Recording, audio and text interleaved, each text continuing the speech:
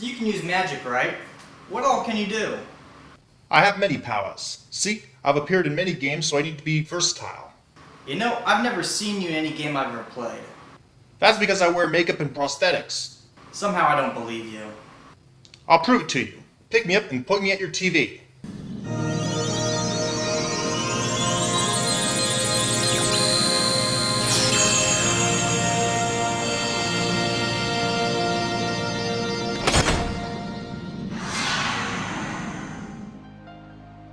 Holy crap! Kingdom Hearts? Kingdom Hearts? Damn it, I was trying to get you free cable. Let's try it again. Nah, this'll work. This'll work just fine.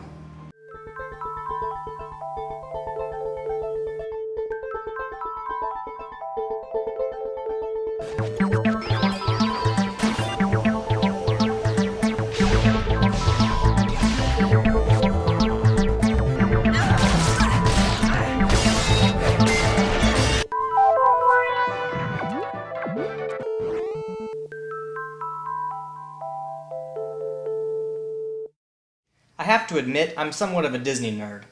I have a lot of admiration for Walt Disney, the man, and Walt Disney, the company, so this game represents two of my favorite things merging together, Disney and computer RPGs. I've got to review it.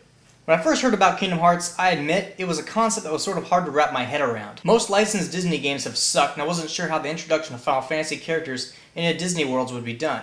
Still, I was willing to give Square the benefit of the doubt. After all, Square created Super Mario RPG, which is often ranked as one of the greatest video games of all time, and one of my personal favorites. If Square could work their magic with the Super Mario Bros. Franchise, surely they could do the same with Disney. But nothing could prepare me for how awesome Kingdom Hearts would be.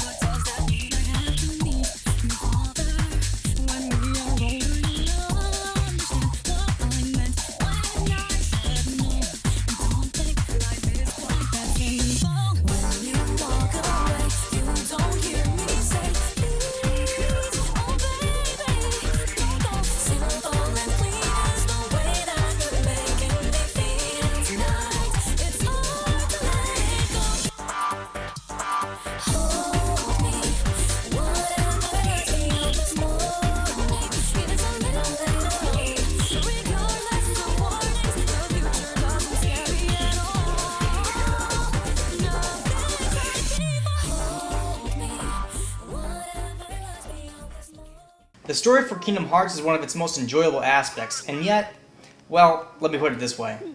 Imagine you are a huge Disney fan who lives and breathes their movies. One day, you decide to do all the cocaine in the world so you can play Final Fantasy 7, 8, and 10 back to back without any sleep. When you finally crash, the dream you have might be something like what the main character in this game experiences. In a nutshell, various Disney worlds have been invaded by creatures called the Heartless. They are after the keyholes of these worlds and seek to unlock them. You play as Sora, the chosen wielder of the Keyblade, a powerful weapon that can seal those keyholes, which prevents the Heartless from destroying those worlds. Sora is also looking for his friends Riku and Kairi, who vanished when their homeworld was destroyed by the Heartless. There's lots of Final Fantasy characters, even Selphie from Final Fantasy VIII. Hey, wait a minute, you can see your panties. Ready to eat for everyone, even perverts. I wonder what that makes me. Well, she has boobs, so this doesn't make me a pedophile, right? On the other hand, there are plenty of panty shots in the classic Disney cartoons, so maybe this is intended as a nod to that era. But I'm probably thinking too hard about this. By the way, isn't it a little wrong the best way to see her panties is to beat her with a stick until she falls backwards? Selphie, my love for you is like a 2x4. Anyway, Sora will travel to several Disney worlds, such as Wonderland, Neverland, Atlantis, Agrabah, and even Halloween Town. The Disney film plots are reimagined to fit into the Kingdom Hearts storyline, and they managed to fit pretty well. There is even a Tarzan's Jungle level. Hey, I can see Jane's panties too! What the hell, Square? On the Final Fantasy side of things, we have Hollow Bastion, which, while not a location from any particular Final Fantasy game, is definitely a homage to the final dungeons found in many Final Fantasy games. Something I should mention is the presentation of the game, the music in particular. The soundtrack for this game is amazing. Every piece perfectly sets the mood.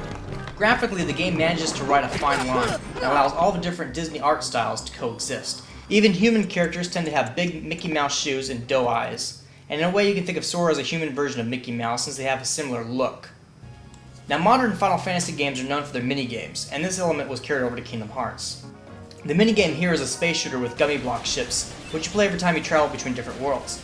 I suppose the gummy blocks are a reference to the late 80s Gummy Bear cartoon, but sadly the gummy bears themselves make no appearance. Now, my favorite level of the whole game is the 100 Acre Woods, where Winnie the Pooh and friends play minigames with you. It's a really nice touch and brings back a lot of my memories from the old Adventures of Winnie the Pooh cartoons. I believe Kingdom Hearts is one of the best examples on how to make an action RPG. This is due to a few crucial design elements. Firstly, the difficulty. The difficulty is about right. You don't struggle with the controls, and the bosses are challenging but not impossible. And a normal playthrough requires little to no grinding. For the storyline, none of it is hidden. You don't need to do a bunch of hidden subquests to unlock the real ending, nor can you not get the real ending by making the wrong decision during play. For those that desire a challenge, there is an expert mode.